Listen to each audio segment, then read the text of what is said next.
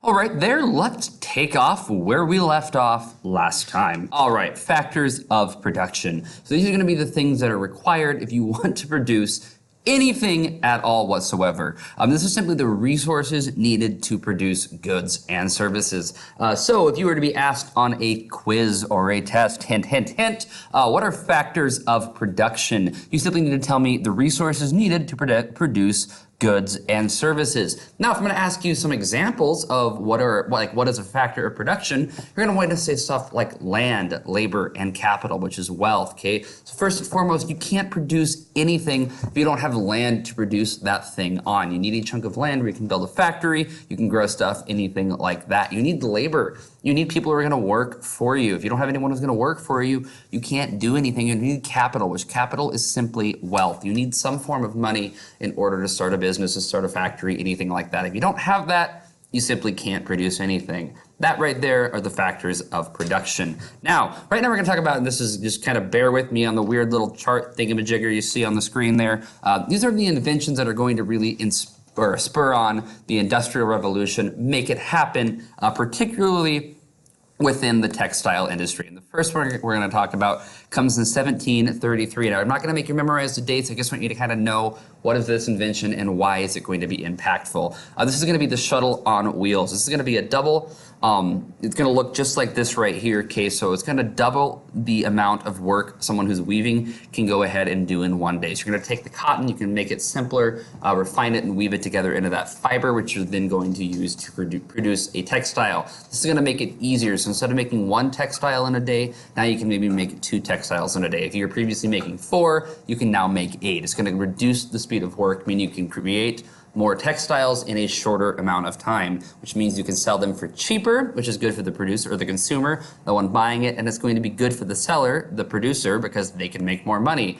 Second one's going to come around in 1764, about 60 years later, or 30 years later, excuse me, is the spinning Jenny spinning wheel, which is this one right here. So this is going to be important because there's going to be one spinner, which is going to work on 8 different threads. So previously you could only make 1 thread, doubling the time with the shuttle wheel. Now you can make 8 in that same amount of time. So this is going to octify, if that's even a word, make it 8 times faster than it previously was. You can see right there in the picture, you simply take and crank that handle right there. The fiber is going to go, it's going to weave stuff together quicker than previously.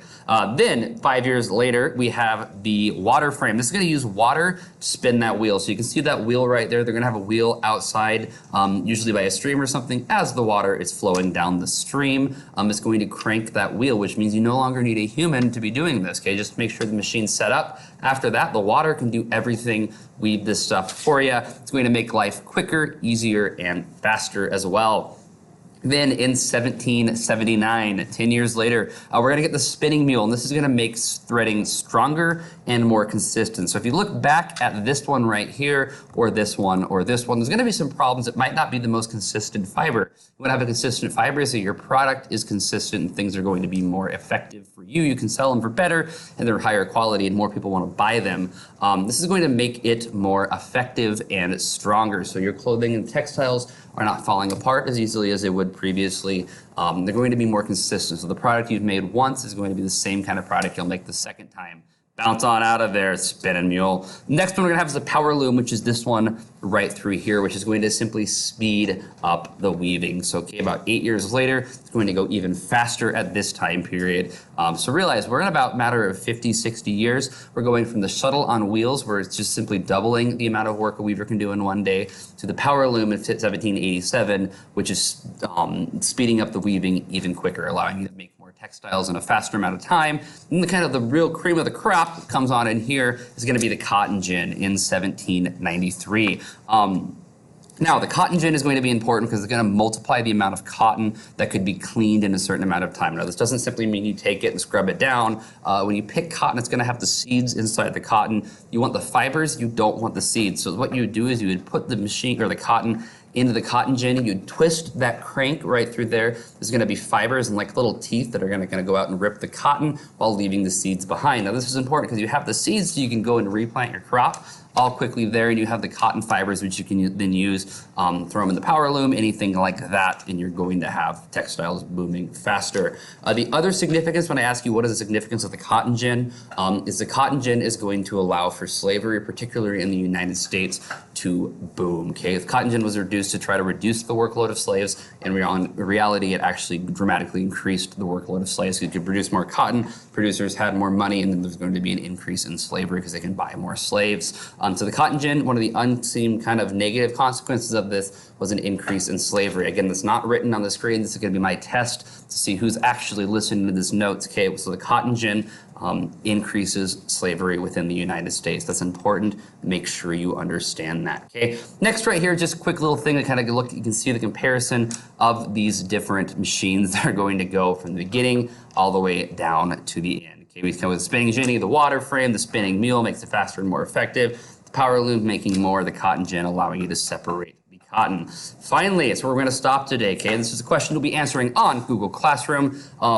Based off of your opinion, what do you think? Okay, so what does the progression of the textile industry show us? Okay, so what does it show you about industrialization? How does industrialization change? How does it prosper? How does it grow? How we can see this thing going from one thing, okay, the spinning wheel, all the way up to the cotton gin and the mule, later on. So how does this show production and progression in the textile industry? Be sure to answer your question on Google Classroom using complete sentences. Give me examples from what you've heard in this lecture. And then also I need you to respond to at least one of your classmates with a credible comment. Now, a credible comment is not, I agree with you, period, okay? Either tell me you agree and why you agree, or tell me you disagree and why you disagree.